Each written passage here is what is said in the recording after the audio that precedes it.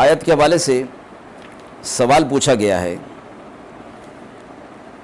کہ دین کے داعی کے لیے ان آیات میں کیا ہدایات ملتی ہیں۔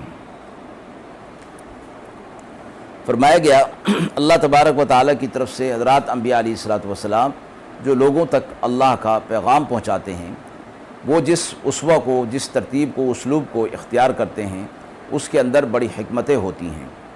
حضرات انبیاء علیہ الصلوۃ والسلام کی زندگیوں سے اس کا ثبوت ملتا ہے، اور قرآن مجید میں بھی اس بات کی تاکید کی گئی ہے کہ اپنی بات کو مؤثر انداز میں پہنچایا جائے اور ایسا کوئی عمل اختیار نہ کیا جائے جس سے وہ دعوت بے اثر ہو کر رہ جائے۔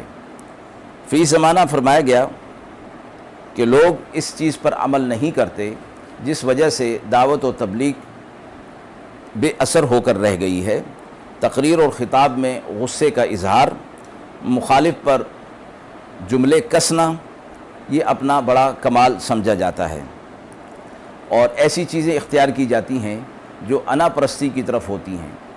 دین کے داعی کو ان تمام چیزوں سے اجتناب کرنے کا حکم دیا گیا اور اپنی بات کو مؤثر انداز میں اور حکمت کے ساتھ پیش کرنے کی تاکید فرمائی گئی ہے۔ وآخر دعوانا ان الحمد للہ رب العالمین۔